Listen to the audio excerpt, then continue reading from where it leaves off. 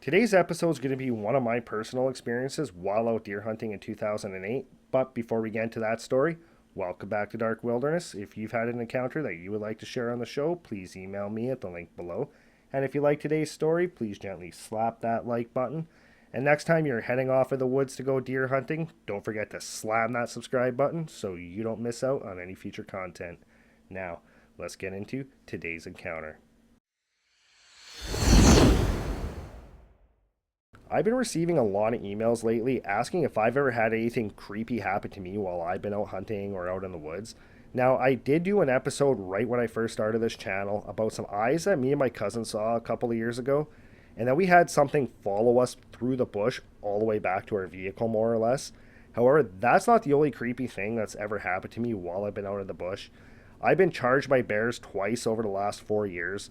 The first time was during an archery season. I was tracking a doe, and as I was tracking her through the bush, I heard something off to my left, kind of turned my head, and I had two bear cubs running directly towards me. As soon as I went to stand up, all of a sudden the mama bear came running up from behind the cubs and just beeline directly towards me. I got up, whipped out my bear spray. Luckily, this bear stopped about 15 yards from me, had her paws up on a tree, and she was just making all kinds of disgusting sounds. Luckily, my buddy that was with me, he had his 12 gauge. However, he was about 75 yards away. I just yelled over to him to fire a shot. He ended up shooting into a tree, and the mom and the cubs ended up taking off. 2 years later, I was out by Rennie, Manitoba. I was out muzzleloading with my cousin John and my cousin Dave, and I was sitting up on top this little ridge in this clearing. And I just finished doing a rattle sequence and a grunt call, and also I could hear something coming down the ridge on the other side. Thinking it was a buck, I started to get a little bit excited. Then all of a sudden I realized that this was not a buck, it was actually a massive male black bear. And he came walking directly towards me. So I stood up, I was kind of at the top of an incline with about a 15-foot drop. However, just off to my left, the ridge kind of sloped down gradually. As soon as I stood up, that bear just absolutely got ticked off. He beelined directly towards the ridge that I was standing on. I ended up yelling at him. He stopped, started huffing and kind of smacking the ground. Then I yelled at him again and he took off. But I did have one encounter back in 2008. Now, everybody knows I'm a very avid deer hunter, and most people by now do know that I served in the Canadian Forces. I was actually a reservist for 14 years. I was a combat engineer. And in 2008, I spent 3 months out in Wainwright, Alberta. I was out there assisting with pre-deployment training for the troops that were going to be deploying to Afghanistan. I had left in August, and I got back just before the start of rifle whitetail season here in Manitoba, which generally starts about the second week in November. So right when I got back, my dad and my uncles and all my cousins, everybody was getting ready to go on our annual family deer hunting trip. The place that we always hunt as a family is located right by the Manitoba-Saskatchewan border. It's actually about 20 minutes north of a town called Elkhorn. Now, typically we stay in Elkhorn. On the property that we hunt, though, my uncle did have a trailer, and him and my other uncle would always camp on the property, and the rest of us all stayed at this hotel. Now, I grew up hunting this property. It's absolutely massive. It's owned by a family friend, and we actually had permission on a couple of the neighboring properties as well. So the area is absolutely huge. I know it incredibly well just because I grew up hunting this place. Now, when I go hunting out to this particular property, because there's so many of us in our group and there's another group that hunts out there as well, I typically try to stay pretty far away from everybody. The closest person to me generally at most times is usually my dad. And back in 2008, where he would set his tree stand up from where I had my stands, as a crow would fly, would be about a kilometer away. That just kind of gives you a little bit of a taste of really how far I tend to kind of stay away from other hunters while I'm out hunting.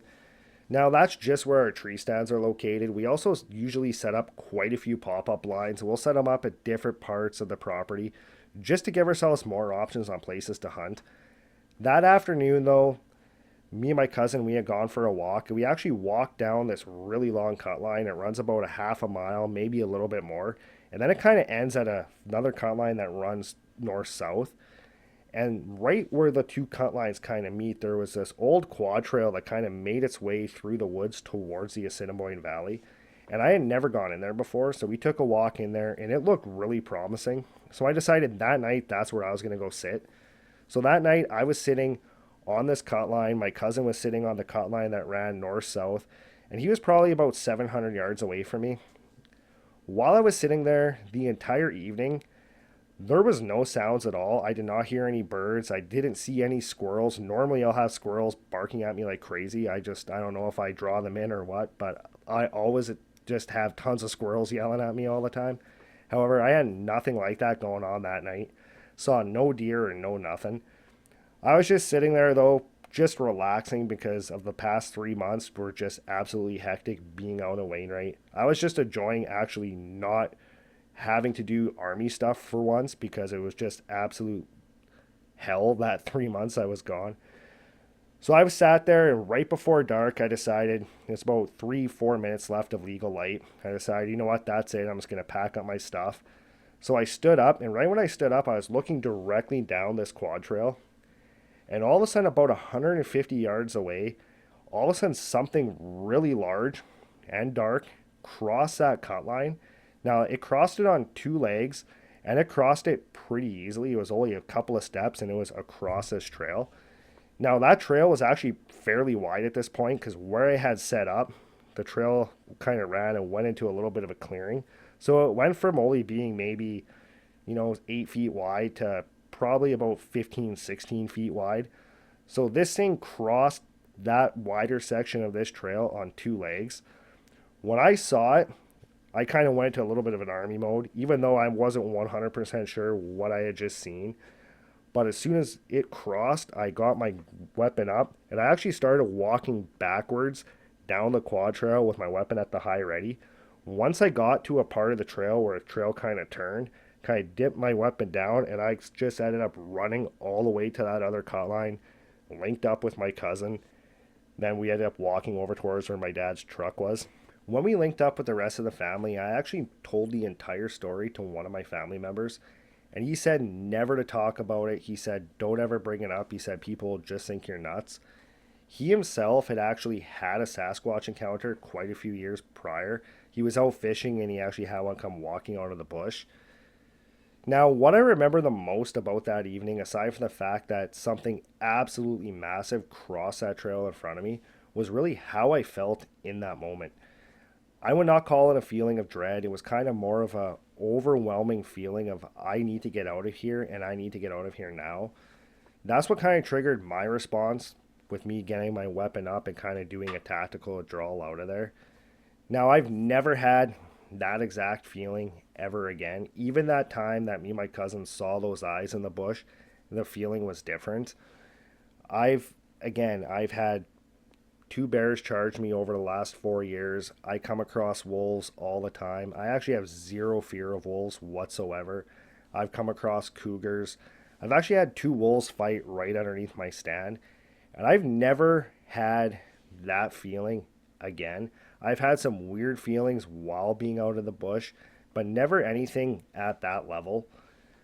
This whole experience was really what got me involved with this topic. It really got me into listening to different stories, looking up different encounters, watching different documentaries. Now, I would not consider myself an investigator. I would not go out looking for these things. And I would really kind of advise other people not to go looking for these things as well, just because of all the different encounters that I've been shared.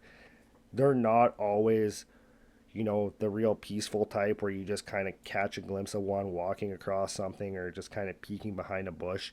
These things can and do get very aggressive. Now, I have never had anything like that happen since.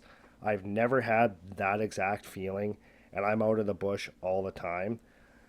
My advice is really, whenever you go out in the bush, just always keep your head on a swivel. Just always kind of really pay attention to everything around you. As I said, I was in the Canadian Forces for 14 years, and I've been a hunter all my life, and I was very at home in the woods. And I think, honestly, that military training and just all the experience from hunting is kind of what kept me more calm than most people in that situation. Some other people might have locked up or might have just tried to run away and kind of taken their eyes off of the direction where that thing had crossed. I don't know what would have happened if I would have turned and ran. I don't know what would have happened if I just froze and stayed still. But again, just always really be aware of your surroundings. Pay attention to your gut. If you start to feel like something's off, just kind of turn around and walk out on the same path that you came in on.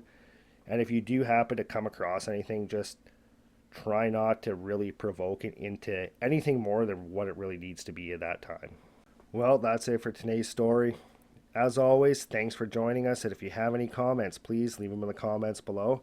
And if you haven't done so already, please slam that subscribe button. And I'll see you next time.